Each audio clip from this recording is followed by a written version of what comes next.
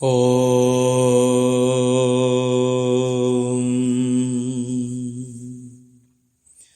അപാനേ ജുഹ്വതി പ്രാണം പ്രാണേ പാനം തഥാ പരേ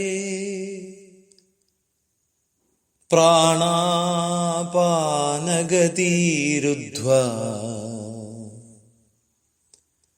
പ്രാണായാമപരായണാഃ.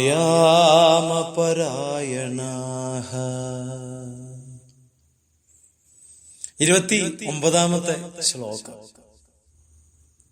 നമ്മൾ വളരെ ഭംഗിയായിട്ട് നമ്മൾ പഠിക്കണം. ഇതുവരെ ശ്ലോകങ്ങളൊക്കെ എല്ലാവരും ഭംഗിയായിട്ട് ചൊല്ലുന്നു എന്നുള്ളത് വലിയ സന്തോഷമുള്ള കാര്യം. ഈ ശ്ലോകത്തിൽ തെറ്റാനുള്ള ഒന്നുമില്ല. തഥാ പരേ, അത് ശ്രദ്ധിക്കണം. ധാ രഥം.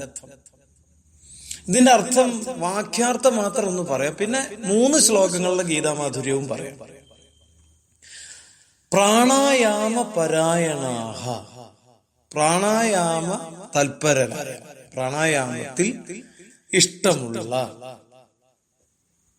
അപരേ മറ്റ് സാധകരുള്ളവര്, പ്രാണാപാനഗതി പ്രാണന്റെയും അപാനന്റെയും ഗതിയെ രുദ്ധ്വ നിയന്ത്രിച്ചിട്ട്, പ്രാണം അപാനെ പ്രാണനെ അപാനനിലും, തഥാ അപാനം പ്രാണേ അപാനനെ പ്രാണനിലും, ജുഹ്വതി ആഹുതി ചെയ്തു. വാക്യാർത്ഥം മാത്രം. ഇന്ന് നമ്മൾ പഠിക്കേണ്ട ശ്ലോകം ഇതാണ്. വളരെ ശ്രദ്ധാപൂർവം ശ്ലോകം ചൊല്ലിപ്പഠിക്കുക. ഇനി ആ 3 ശ്ലോകങ്ങളെ അടിസ്ഥാനപ്പെടുത്തിയിട്ടുള്ള ഗീതാമാധുര്യം ഞാൻ പറയാൻ. അപ്പൊ ഗീതാമാധുര്യം കണ്ടിന്യൂസ് പ്രോസസ് ആയതുകൊണ്ട് തന്നെ 3 ശ്ലോകങ്ങളൊക്കെ നമുക്ക് കോർത്തിണക്കുന്നത് എളുപ്പമാണ്. നമുക്കൊന്ന് പറഞ്ഞു നോക്കാം. വളരെ രസകരമായി നമുക്ക് മനസ്സിലാവുന്ന തരത്തിൽ. നമുക്കറിയാം, നമ്മുടെ ഭാരതത്തിന് ഒരു പാരമ്പര്യം, അത് ഒരു ഋഷിയുടെ പാരമ്പര്യം അല്ലെ, ഒരു സന്യാസ പാരമ്പര്യമാണ് ഭാരതത്തിന്റെ. അതുകൊണ്ടാണ് ഭാരതത്തെ ഒരു മതം എന്ന് പറയാം, ഒരു സംസ്കാരം എന്ന് പറയുന്ന ആളുണ്ടാണ് ഹിന്ദുത്വത്തിന്.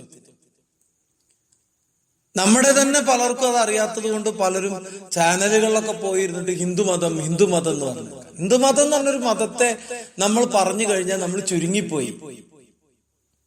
ഹിന്ദുമതം എന്ന് പ്രചരിപ്പിക്കേണ്ടത് അന്യമതക്കാരുടെ ആവശ്യമാണ്. എന്താ, നമ്മളെയും അവരെ പോലെ ഒരു ഗുഡ്സ് റൂമിനുള്ളിലിട്ട് പൂട്ടാനുള്ള പരിപാടിയാണ്.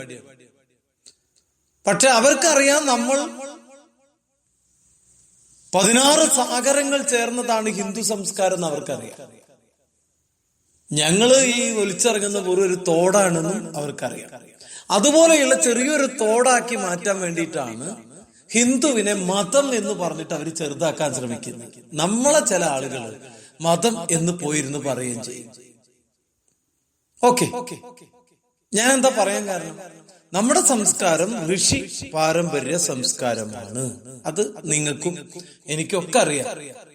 ഇപ്പൊ നമ്മുടെ തിരുവനന്തപുരത്ത് ഗുരുജി ഗോൾവാൾക്കർ എന്ന് പറയുന്ന ഈ രാഷ്ട്രത്തിന് വേണ്ടി മാത്രം ജീവിച്ചു മരിച്ച ഒരു സന്യാസി ശ്രേഷ്ഠന്റെ, ഒരു ആത്മീയ ആചാര്യന്റെ പേരിൽ ഒരു റിസർച്ച് ഇൻസ്റ്റിറ്റ്യൂട്ട് വരുമ്പോ എന്താണെന്നറിയില്ല, നമ്മുടെ കേരളത്തിനകത്ത് വൈദേശിക ആധിപത്യത്തിലുള്ള മനുഷ്യർ അതിനെ എതിർക്കുന്നു. അവർക്ക് വിക്ടോറിയ രാജ്ഞിയുടെ കോളേജിൽ പഠിക്കാം. വിക്ടോറിയ നമ്മുടെ ആരുമല്ല, നമ്മളെ അടക്കി ഭരിച്ച നരാധമ കൂട്ടത്തിന്റെ ഒരു തലയിവ. അവളെ കുറിച്ചുള്ള കോളേജിൽ നമുക്ക് പഠിക്കാം. പക്ഷെ ഈ നാടിനു വേണ്ടി ജീവത്യാഗം ചെയ്ത് പ്രവർത്തിച്ച ഗുരുജി ഗോൾവാൾക്കർ എന്ന് പറയുന്ന ഋഷി തുല്യനെ കുറിച്ച് നമുക്ക് ഇവിടെ പഠിക്കാൻ പാടില്ല. നമ്മളിവിടെ റിസർച്ച് സെന്റർ ഉണ്ടാക്കാൻ പാടില്ല. നമ്മുടെ ക്ഷേത്രങ്ങളിൽ ഗീതാ പഠനം പാടില്ല. നമ്മുടെ ദേവസ്വം ബോർഡിന്റെ ക്ഷേത്രങ്ങളിൽ ഗീതാ ക്ലാസ് നടത്താൻ പാടില്ല. പ്രഭാഷണങ്ങൾ നടത്താൻ പാടില്ല. ഹിന്ദു സംഘടിക്കും. ഹിന്ദു സംഘടിച്ച് ഞങ്ങൾ വോട്ടുപോകും. ഞങ്ങളുടെ വോട്ട് പോയാൽ ഞങ്ങൾ തോൽക്കും. പിന്നെ ഞങ്ങൾക്കൊന്നും ചെയ്യാൻ പറ്റൂല എന്ന് പറയുന്ന ഒരവസ്ഥ അല്ലേ നമ്മുടെ നാട്ടിൽ മുഴുവനുണ്ടത്. ഒരു സ്ഥലത്തൊന്നല്ല. ഞാൻ ഈ പറയുന്നത് രാഷ്ട്രീയമല്ല, പച്ചയായ സത്യം. അപ്പൊ ഗുരുജിയുടെ പേരിൽ ഒരു ഇൻസ്റ്റിറ്റ്യൂട്ട് വരുമ്പോ അതിനെ എതിർക്കുന്ന വൈദേശിക ആധിപത്യത്തിന്റെ കീഴിൽ ഇന്നും കുട പിടിച്ചു കൊടുക്കുന്ന കുറേ മനുഷ്യരെന്ന് പറയാൻ പറ്റൂല, മൃഗതുല്യരായിട്ടുള്ള ആളുകൾ ഇന്നും കേരളത്തിൽ ജീവിക്കുന്നു എന്നത് സങ്കടകരമാണ്. ഇത് ഇന്ന് ഞാൻ ഈ ഗീതാമാധുര്യത്തിൽ പറയാതെ പോയാൽ ശരിയാവില്ല എന്നുള്ളത് കൊണ്ട് പറഞ്ഞു. 27ാമത്തെ ശ്ലോകം ജ്ഞാനകർമ്മ സന്യാസ യോഗത്തില് ഭഗവാൻ പറയുന്നത്, ജ്ഞാനത്തിൽ ജ്വലിക്കപ്പെട്ട ആത്മസംയമനം. നമ്മളെ ആത്മസംയമനം ജ്ഞാനത്താലെയാണ് ജ്വലിക്കുന്നതെങ്കിൽ ആ അഗ്നിയിൽ ഇന്ദ്രിയ വൃത്തികളെയും പ്രാണവൃത്തികളെയും ഹോമിക്കാൻ സാധിക്കും. അങ്ങനെ ഹോമിക്കുന്ന ആളുകളെ നമ്മൾ വിളിക്കുന്ന പേരാണ് ആത്മസാക്ഷാത്കാരം നേടിയവർ, സർവസംഘ പരിത്യാഗികൾ. അതാണ് ഋഷി പാരമ്പര്യം എന്ന് പറയുന്നത്. അപ്പൊ ആത്മസംയമനം എന്ന് പറയുന്നത് ആത്മാവാണ് ഞാൻ എന്ന തിരിച്ചറിയൽ നമ്മിലൊക്കെ ഉണ്ടാവുന്ന അവസ്ഥയാണ്. ഞാൻ എന്നിലും നിങ്ങളിലൊക്കെ ഞാൻ ഈ ആത്മാവാണെന്ന് തിരിച്ചറിയണം.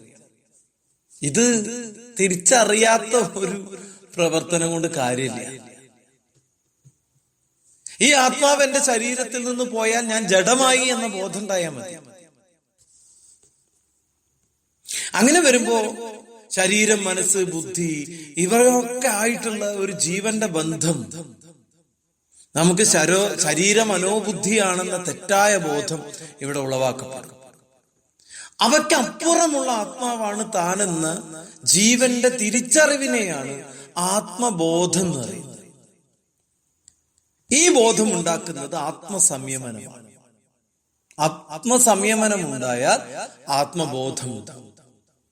ഈ അവസ്ഥയെ പ്രാപിക്കാൻ നമ്മുടെ ഇന്ദ്രിയങ്ങളുടെ പ്രവൃത്തിയെയും പ്രാണന്റെ പ്രവൃത്തിയെയും ആത്മസംയമനമെന്ന ജ്ഞാനാഗ്നിയിൽ ഹോമിക്കേണ്ടതായിട്ടുണ്ട് എന്നർത്ഥം. അപ്പോ ആത്മാവാണ് ഞാനെന്ന ചിന്ത സാധകൻ എപ്പോഴും ഉണ്ടാകണമെന്നാണ് 27ാമത്തെ ശ്ലോകം നമ്മളോട് പറയുന്നത്. ജ്ഞാന കർമ്മസന്യാസ യോഗത്തിൽ ഇതേ അവസ്ഥയിൽ 28-ലെത്തുമ്പോഴോ ഒന്ന് നോക്കി നോക്കൂ. 28 പറയുന്നത് ദ്രവ്യയജ്ഞം എന്താണെന്ന് മനസ്സിലാക്കണം എന്നാണ്.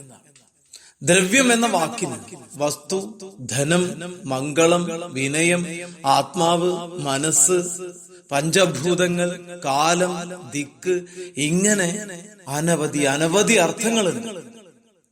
ഒരു സാധാരണയായിട്ട് ദ്രവ്യം എന്ന് പറയുമ്പോൾ ധനം എന്ന അർത്ഥത്തിൽ ധനത്തെ ദാനം ചെയ്യുക എന്ന് പലരും പറയാറുണ്ട്.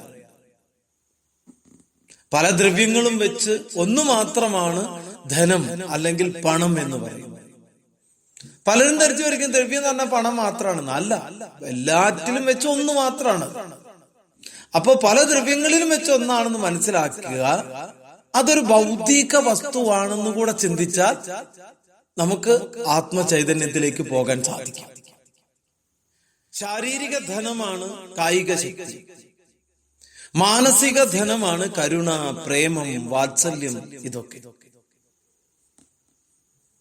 ഭൗതിക ധനമായ ജ്ഞാനവും ദ്രവ്യങ്ങൾ തന്നെയാണ്.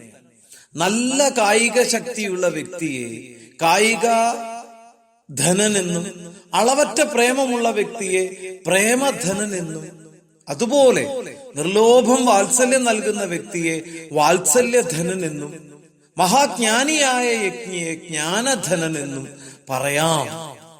ഇതിലേതാണ് നമ്മളെന്നും കൂടെ ഒന്ന് ചിന്തിച്ചോളൂ കേൾക്കുമ്പോ. ഇവിടെ ഭഗവാൻ ദ്രവ്യയജ്ഞം എന്ന വാക്കുകൊണ്ട് ഉദ്ദേശിക്കുന്നത് തന്റെ കയ്യിലുള്ള അധികമുള്ള ധനത്തെ, പണമായാലും സ്നേഹമായാലും കരുണയായാലും ജ്ഞാനമായാലും, ഇതെല്ലാം മറ്റുള്ളവർക്കായി സമർപ്പിക്കുക എന്നത്. ഉള്ളവൻ അതില്ലാത്തവന് നൽകുന്നതാണ് ദാനം എന്ന് പറയുന്നത്. എന്നെയാണ് ദാനം എന്ന് പറയുന്നത്. അത് സന്തോഷത്തോടെ തിരിച്ച് യാതൊന്നും പ്രതീക്ഷിക്കാതെ നൽകുമ്പോൾ അത് ദ്രവ്യയജ്ഞമായിട്ട് പരിണമിക്കപ്പെടും. മനസ്സിനെ പൂർണ്ണമായും ഏകാഗ്രമാക്കി ലക്ഷ്യത്തിനു വേണ്ടി പ്രവർത്തിക്കുന്നതിനെയാണ് തപോയജ്ഞം എന്ന് പറയുന്നത്. അങ്ങനെ ചെയ്യുമ്പോൾ പൂർണ്ണമായ ഫലം അഥവാ ലക്ഷ്യപ്രാപ്തി നമുക്ക് സാധിക്കുന്നതാണ്. അപ്പൊ തന്റെ ജീവിതത്തിലെ കൊച്ചു കൊച്ചു പ്രവൃത്തികൾ മുതൽ വലിയ വലിയ ഉത്തരവാദിത്വം എടുത്ത് ചെയ്യുന്ന പ്രവൃത്തികൾ വരെ ഏകാഗ്രമായ മനസ്സോടുകൂടി വേണം ചെയ്യാൻ. അടുക്കളയിൽ ചെയ്യുന്ന പാചകം മുതൽ ശാസ്ത്രീയമായ പരീക്ഷണങ്ങൾ അടക്കം ഏകാഗ്ര മനസ്സോടെ നമുക്ക് ചെയ്യാൻ സാധിക്കും. അപ്പൊ യോഗം എന്ന വാക്കിന്റെ അർത്ഥം കൂടിച്ചേരുക എന്നാണെങ്കിൽ ഒന്നിലധികം പദാർത്ഥങ്ങൾ കൂടിച്ചേരുമ്പോ പുതിയ പദാർത്ഥം ഉണ്ടാകുന്നു എന്നതുപോലെ തന്നെ യുക്തമായ പദാർത്ഥങ്ങൾ ശരിയായ അളവിലാണ് ചേരുന്നത് എന്ന് ഉറപ്പുവരുത്താനും അത് ഗുണകരമാവാൻ നമുക്ക് സാധിക്കും. അല്ലെങ്കിൽ എന്താണ്ടാവുക? വിപരീത ഫലം. ഋഷിമാർ ഇത് ആവിഷ്കരിച്ചവരാണ് ഋഷിമാർ. ഞാൻ ആദ്യം പറഞ്ഞു, ആത്മസാക്ഷാത്കാരം സാക്ഷാത്കരിച്ചവർ. തനിക്ക് അനുയോജ്യമായ മാർഗം ഓരോരുത്തരും തെരഞ്ഞെടുത്ത് ആത്മാർത്ഥതയോടെയാണ് പ്രവർത്തിക്കുന്നത് എന്ന് വിചാരിച്ചു ആത്യന്തിക ലക്ഷ്യം നമുക്ക് നേടാൻ പറ്റും. അപ്പൊ നിത്യവും നിശ്ചിത സമയം ആധ്യാത്മിക ഗ്രന്ഥങ്ങൾ പാരായണം ചെയ്യുക, സത്സംഗങ്ങളിൽ പങ്കെടുക്കുക, ഇതെല്ലാം അനിവാര്യമാണ്. താൻ നേടിയ അറിവിനെ, നോളജ്, അത് മറ്റുള്ളവർക്കായിട്ട് കൊടുക്കണം. കുഞ്ഞുണ്ണി മാഷ് പറഞ്ഞതുപോലെ കൊടുക്കും തോറും ഏറിയിടും, അത് ജ്ഞാനമാണ്. ഒരു കള്ളനും മോഷ്ടിച്ചു കൊണ്ടുപോകാൻ കഴിയില്ല, അത് ജ്ഞാനമാണ്. അപ്പോ ജ്ഞാനയജ്ഞം നടത്താൻ നമുക്ക് സാധിക്കാം. അതെങ്ങനെ? നമ്മളിലുള്ള അറിവ് മറ്റുള്ളവർക്ക് പകർന്നു കൊടുക്കുക. ഇനി 29-ാമത്തെ ഇന്ന് നമ്മൾ പഠിക്കുന്ന ആ ശ്ലോകത്തിന്റെ അർത്ഥം എന്താണ് എന്നുകൂടി നമ്മൾ പഠിക്കാൻ പോവാം. അതിൽ പറയുന്നത്,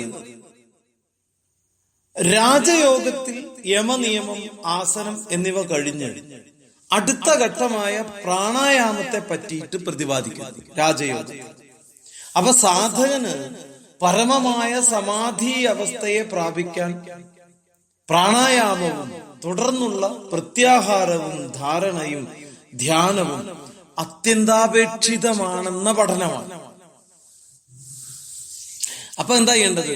മനസ്സിനെ ഘട്ടം ഘട്ടമായി നിയന്ത്രിച്ചു വേണം പരമമായ സമാധി അവസ്ഥയിലേക്ക് എത്താൻ. മനസ്സിനെ ഘട്ടം ഘട്ടമായിട്ട് ഉയർത്തണം. ശ്വാസത്തെ ഉള്ളിലേക്ക് വലിച്ചു കയറ്റുന്നതിന് പൂരകം എന്ന് പറയും. അല്പനേരം നിർത്തിവെക്കുന്നതിനെ കുംഭകം എന്ന് പറയും.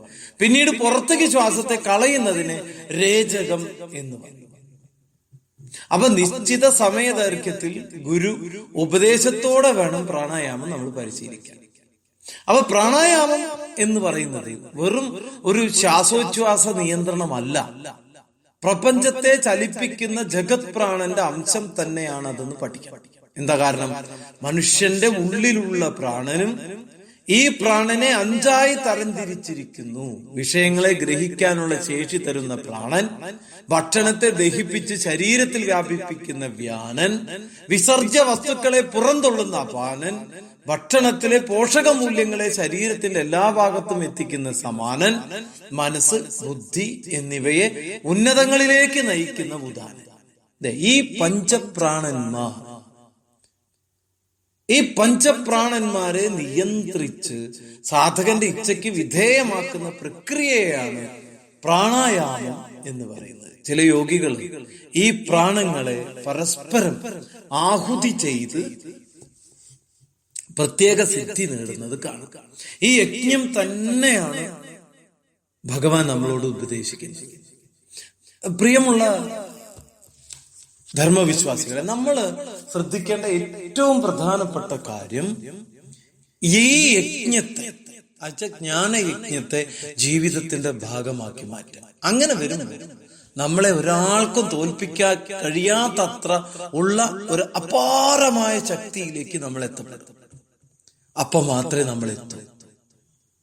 അതുകൊണ്ട് പഞ്ചപ്രാണൻ എന്ന് പറയുന്നത് നമുക്ക് മുന്നോട്ട് പോകാനുള്ള ചവിട്ടുപടിയാണെന്ന് ഭഗവാൻ പറയുമ്പോ ആ ചവിട്ടുപടിയിലൂടെ ചവിട്ടിക്കയറാൻ നമുക്ക് സാധിക്കുകയും വേണം.